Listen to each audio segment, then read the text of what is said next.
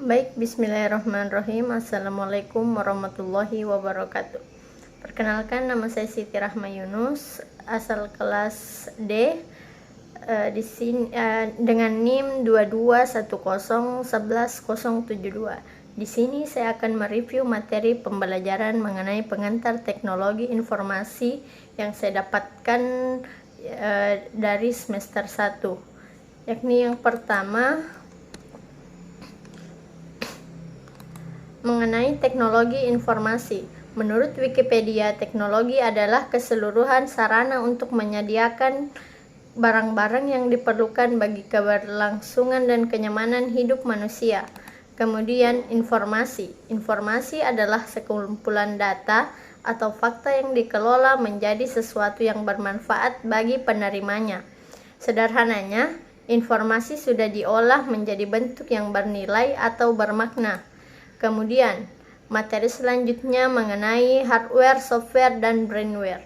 Hardware adalah salah satu komponen dari sebuah komputer yang sifat perangkatnya bisa dilihat dan diraba secara langsung atau yang berbentuk nyata, yang berfungsi untuk mendukung proses komputerisasi. Kemudian yang kedua, software. Software merupakan program-program yang diperlukan untuk menjalankan perangkat keras komputer. Kemudian yang ketiga, brainware. Brainware yaitu orang yang menggunakan atau mengoperasikan sebuah perangkat komputer. Kemudian materi selanjutnya yakni mengenai sistem operasi.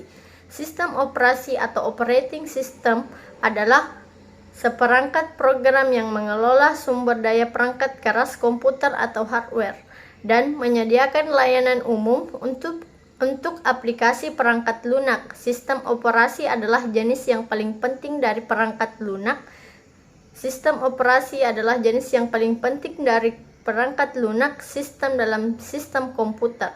Fungsi dan tujuan sistem operasi adalah mengontrol eksekusi program-program aplikasi dan juga interface antara pengguna komputer dan hardware komputer.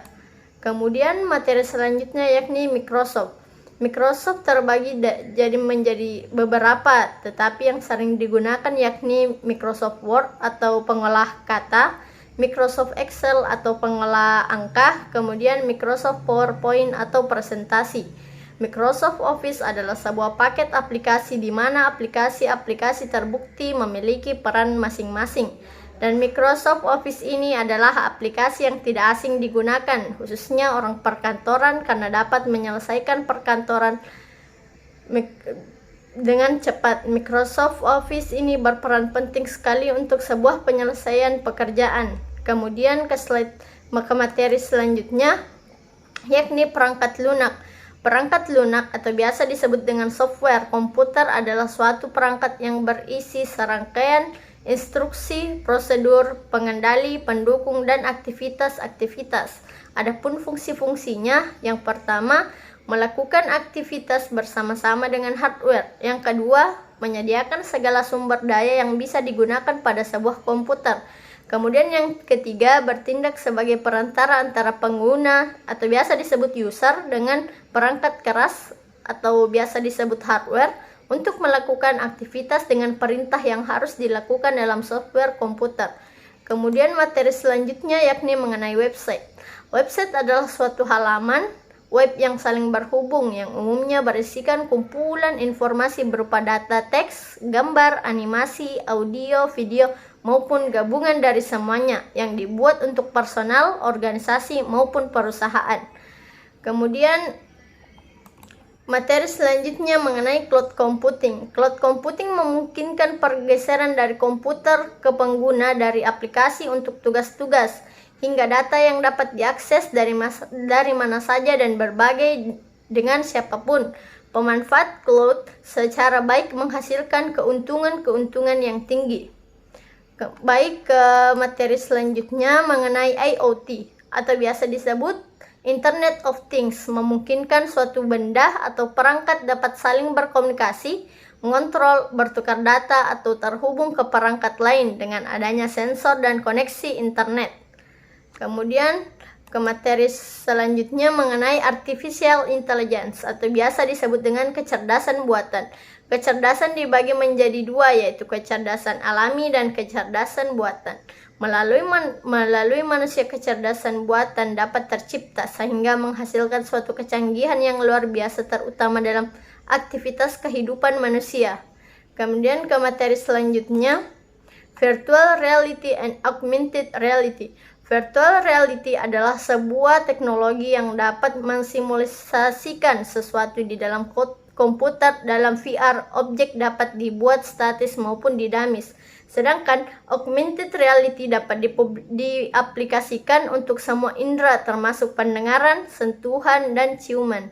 Kemudian ke materi selanjutnya, yakni IOB atau biasa disebut Internet of Behaviors. Internet berdasarkan perilaku adalah area penelitian dan pengembangan yang berusaha memahami bagaimana, kapan, dan mengapa manusia menggunakan teknologi untuk membuat keputusan. Kemudian materi selanjutnya mengenai jaringan komputer. Jaringan komputer memberikan sisi baik dan sisi buruk. Salah satu sisi baiknya adalah adanya pengefisienan penggunaan resource, data, dan percepatan waktu dalam pengaksesannya. Kemudian ke materi selanjutnya, cybercrime. Cybercrime atau biasa disebut kejahatan teknologi. Teknologi dan kejahatan selalu terkait erat. Seiring kemajuan teknologi, maka bentuk-bentuk perilaku kejahatan baru bermunculan. Kemajuan teknologi akan menciptakan peluang baru yang belum pernah terbayangkan sebelumnya, sehingga kejahatan masa depan akan berbeda dengan kejahatan hari ini. Pengaruh perkembangan teknologi terhadap terjadinya kejahatan masyarakat maya atau biasa disebut cybercrime, yaitu munculnya kejahatan yang semakin berkembang dan bervariasi. Kemudian ke slide selanjutnya, yakni etika pemanfaatan logika. Etika pemanfaatan teknologi informasi dapat diartikan sebagai suatu analisa tentang dampak sosial yang ditimbulkan dalam pemanfaatan teknologi informasi, baik itu dampak negatif maupun dampak positif. Kemudian mungkin itu saja review materi dari saya. Lebih kurangnya mohon dimaafkan.